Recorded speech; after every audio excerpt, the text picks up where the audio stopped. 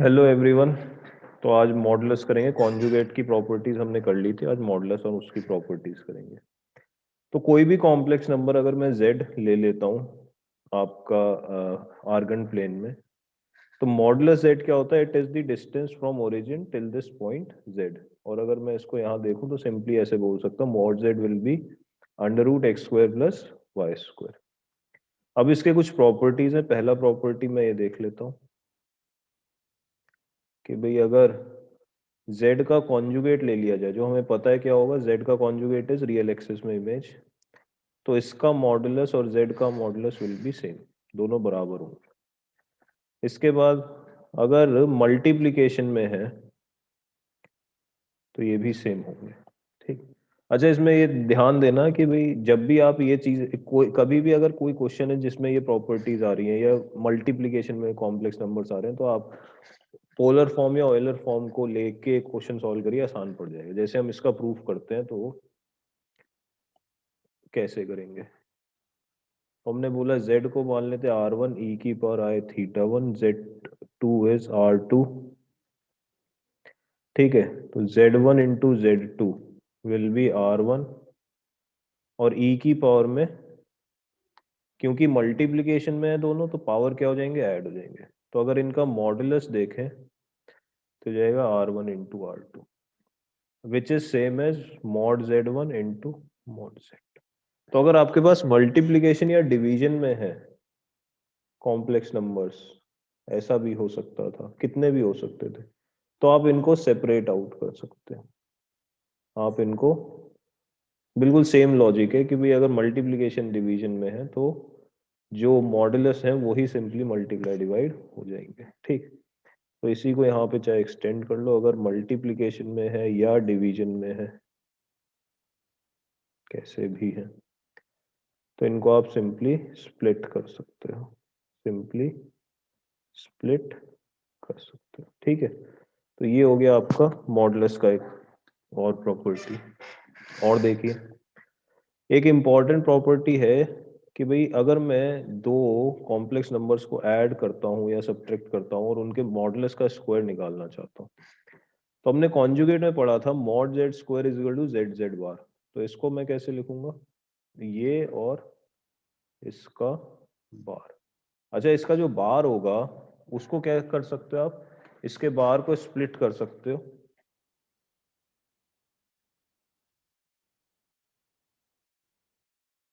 ये स्प्लिट हो गया। अब इसको आप मल्टीप्लाई कर दीजिए तो ये जाएगा Z one bar plus Z one, Z two bar plus Z two Z one bar plus Z two bar. This is going to be mod Z one square plus mod Z two square. तो ये mod Z one square, ये mod Z two square, plus ये बच गया आपका ये। ठीक। अच्छा, अब इसका क्या करें, इसका कुछ कर सकते हैं क्या? बिल्कुल कर सकते हैं। इसको अलग अलग तरीका है लिखने का, ध्यान देना। इसको आप ऐसे लिख सकते हो, Z one bar Z two का whole bar plus Z two Z one bar. ठीक। जेड टू,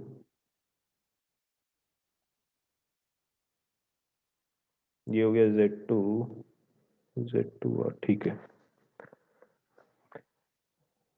तो this is going to be mod Z one square plus mod Z two square. अच्छा, ये कॉम्प्लेक्स नंबर है, ये complex number का conjugate है, ये कॉम्प्लेक्स नंबर है यहाँ पे, और यहाँ पे ये क्या है, इसका कॉन्जुगेट।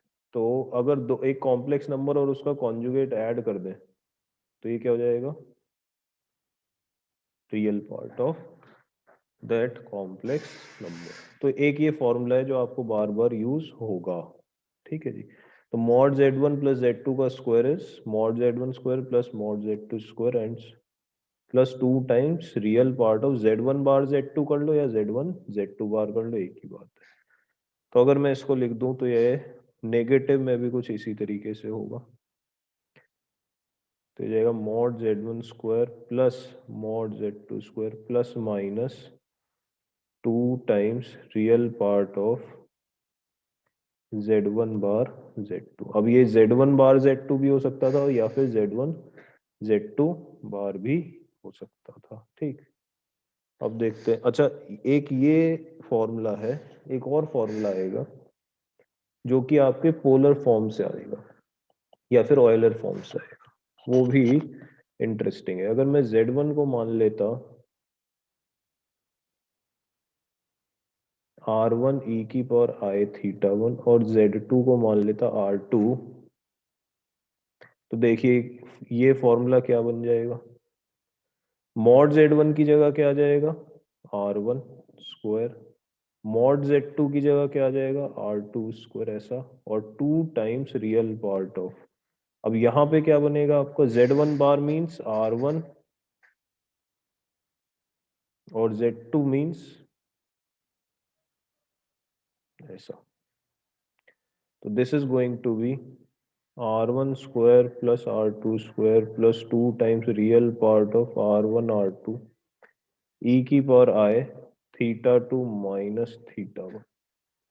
ठीक, अब real part of a complex number इसका अगर आप देखोगे तो ये क्या हो जाएगा, R1 square plus R2 square plus 2R1 R2 cos of theta 2 minus theta. तो एक फॉर्मूला है जो आपको यूज होगा। तो ये जो है ये कुछ ऐसा है कि भाई अगर इसको ऐसे लिखना है तो हो जाएगा mod Z1 square plus mod Z2 square plus minus 2 times mod Z1 mod Z2 cos of argument पहले किसी का भी लिख लो, उससे तो आपको कोई फर्क नहीं पड़ता, क्योंकि आपको पता है cos of minus theta is same as cos of theta. तो cos of argument Z1 minus argument Z2। अब argument Z2 minus argument Z1 लिख लीजिए, argument Z1 minus argument Z2 लिख लीजिए। ये इससे फर्क नहीं पड़ेगा, इससे फर्क नहीं पड़ेगा। ठीक है, तो ये हो गया आपका एक और फॉर्मूला या प्रॉपर्टी, एक इंपॉर्टेंट प्रॉपर्टी जो आपके। इसके बाद आते हैं आपके कुछ inequalities, inequalities that involve modulus, modulus inequality. देखिए भाई ये इंपॉर्टेंट है, ध्यान से देखिएगा। अगर मैं मॉड Z1 प्लस Z2 लिखता हूं तो इसको आप ऐसे नहीं लिख सकते सिंपली। जैसे कॉन्जुगेट में क्या था, ये सेपरेट आउट हो जाते थे, मॉडुलस में ऐसा सेपरेशन नहीं हो सकता। ठीक है, तो क्या होगा इसको ध्यान से देखते हैं। अगर मैं बिहेवियर देखूं तो इसका बिल्कुल वेक्टर जैसा बिहेवियर है। मैंने पहले भी देखा था कॉम्प्लेक्स नंबर्स का बिहेवियर बिल्कुल जब एडिशन या सब्ट्रैक्शन करते हैं तो किसके जैसा है, वेक्टर के जैसा है। तो अगर ये Z1 है, ये Z2 है, ठीक है, तो ये जो हो जाएगा ये हो जाएगा Z1 plus Z2, the complex number Z1 plus Z2। अब अगर मैं लेंथ्स की बात करूं तो this is your mod Z1 mod Z2 and this is this length, ये जो रेड में है, this length is going to be mod of. तो अगर ये पैरेललोग्राम है तो this is also mod Z2, this is also mod Z1। तो अगर मैं ये ट्राइंगल में देखूं, नाम दे देते हैं OBC। तो अगर मैं ट्राइंगल OBC में देखूं तो आप बोल सकते हो, एक तो आपके पास इनइक्वालिटी ये हो जाएगी कि ट्राइंगल के दो साइड्स का सम mod Z1 plus mod Z2 हमेशा बड़ा होगा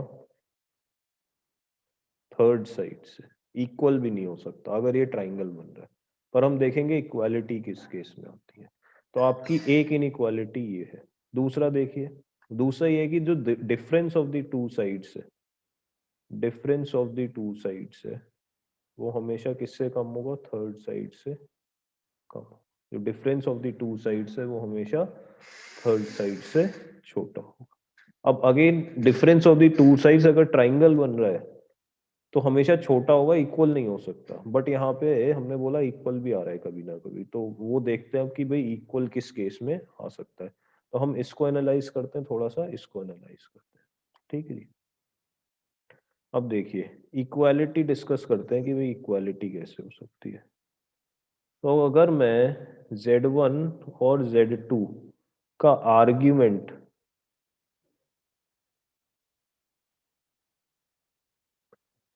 सेम ले लेता हूं, तब ध्यान से देखिएगा, बिल्कुल वेक्टर के जैसा एडिशन है। तो आप बोलोगे ये जो लेंथ है ये क्या है, मॉड Z1, एंड ये जो लेंथ है ये क्या है, मॉड Z2। तो अगर mod of Z1 plus Z2 निकाला जाए, mod of Z1 plus Z2 निकालना है, तो आप कहेंगे भाई सेम आर्ग्यूमेंट है या सेम लाइन में वेक्टर है, तो जितना ये Z1 था इस Z2 के आगे ऐड कर दीजिए, तो ये जो है यहाँ पहुंच जाएगा Z1 प्लस Z2, और ये जो लेंथ है ये हो जाएगी मॉड Z2। तो अब आप देख सकते हैं इस केस में mod Z1 plus mod Z2 किसके बराबर आ रहा है, तो ये इक्वल है, इसका मतलब क्या है, argument Z1 is equal to argument.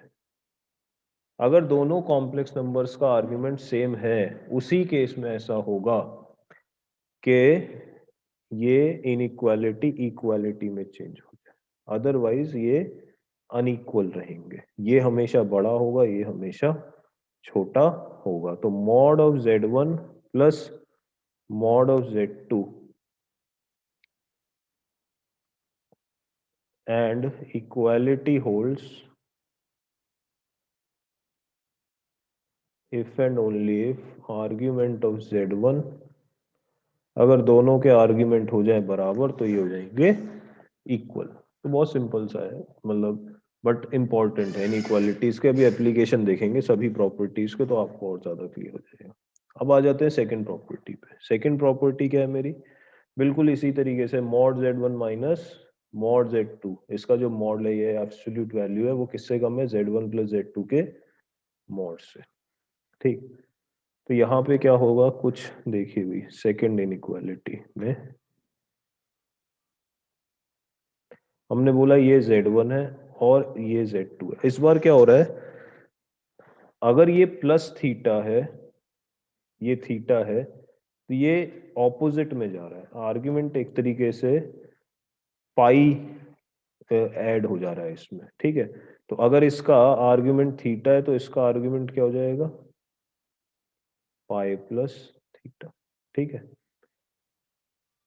इसके बारे में डिस्कस करते हैं कि भाई ये क्या है। अब इसको पहले देखते हैं कि भाई ऐड करते तो कैसा ऐड होता। हमें कुछ चीजें समझ में आ रही है कि ये जो लेंथ होगा, ये जो लेंथ होगा ये है मॉड Z1, और ये जो लेंथ है ये है लेंथ होगा मॉड Z2। अब अगर मैं Z1 प्लस Z2 करूं, Z1 प्लस Z2 करूं, तो Z2 को इसमें ऐड करना होगा। इसका मतलब Z1 को आपको पीछे पुल करके लाना होगा, कितना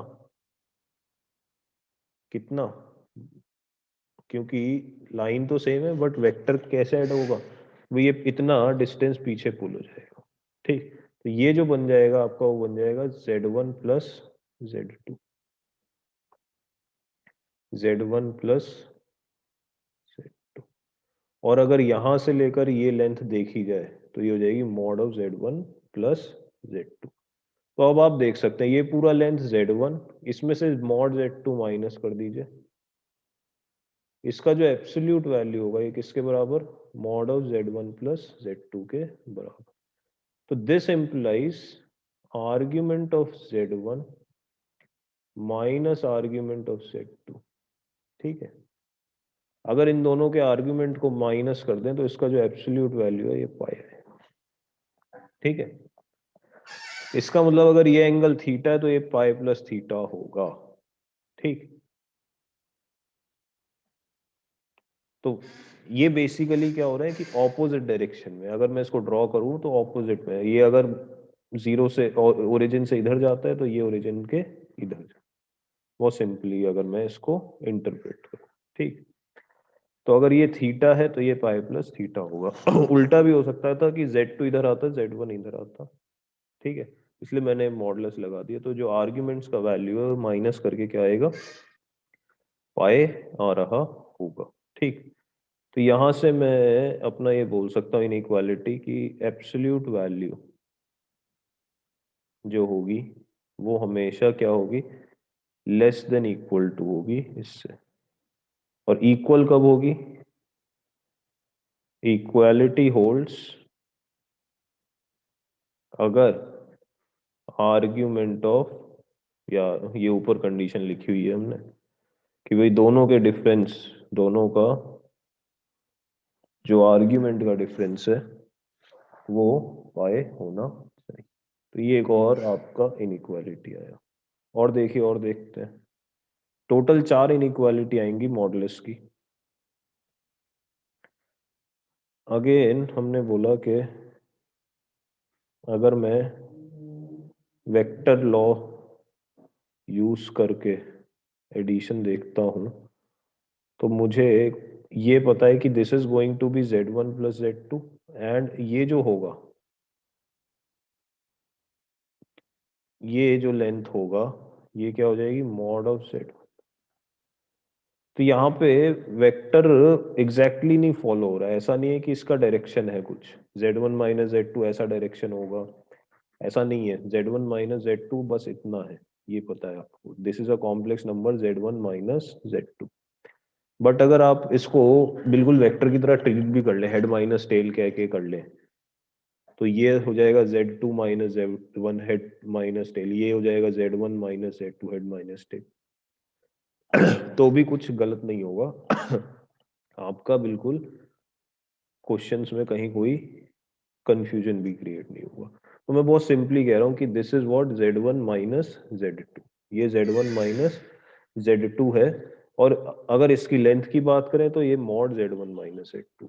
अब ये क्या है, मॉड z1, ये क्या है, मॉड z2। फिर से आप ये ट्राइंगल अगर देख लें ओ ए बी, मैंने रैंडमली इनको नाम दे दिया, ट्राइंगल ओ ए बी में आप फिर से दो इनइक्वालिटी लिख सकते हैं। एक तो ये लिख सकते हैं कि mod of z1 mod of z2, ये जो दो कॉम्प्लेक्स लेंस है इनका सम ट्राइंगल में जो थर्ड साइड है उससे क्या होगा, बड़ा होगा। एंड अगेन इक्वालिटी का केस इसमें भी डिस्कस करेंगे। दूसरा क्या है कि difference of the two sides वो थर्ड साइड से छोटा, difference of the two sides जो है वो थर्ड साइड से छोटा। तो ये दो इनइक्वालिटी आपके यहाँ पे भी काम करेंगे। अब इसको भी एक बार देख लेते हैं कि भाई इक्वालिटी किस केस में होल्ड करे। चलिए, तो अब हम थर्ड इनइक्वालिटी पे आ जाते हैं अपने। हमने बोला कि let this be a complex number z2, this is z1। अब एक तरीके से इनके बीच में एंगल कितना, अगेन पाई है, ये पूरा कितना होगा, पाई प्लस थीटा। ठीक है, अब ध्यान से देखना, अगर मैं z1 को यहाँ लिखता हूँ तो माइनस z1 कहाँ हो जाएगा, exactly the opposite.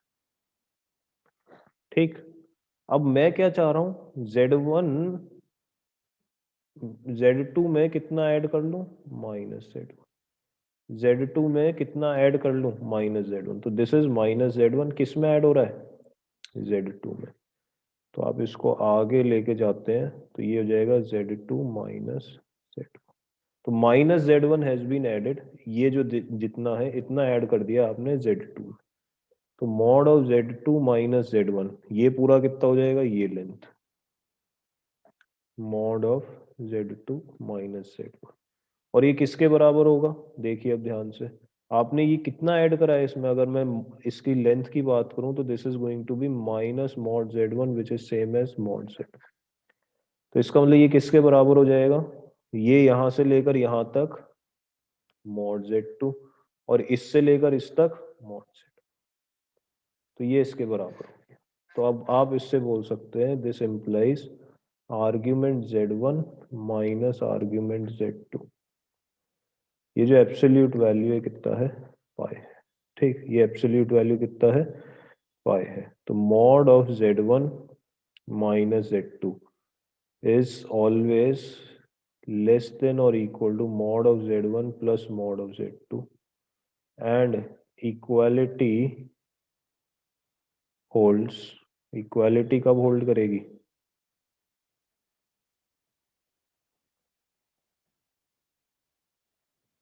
If and only if this is, ठीक है। तो इसको थोड़ा सा आपको ध्यान से पढ़ना पड़ेगा, चाहे दोबारा से एक बार इसको वीडियो को देख के समझो कि भाई ये एंगल्स कैसे आ रहे हैं, ठीक।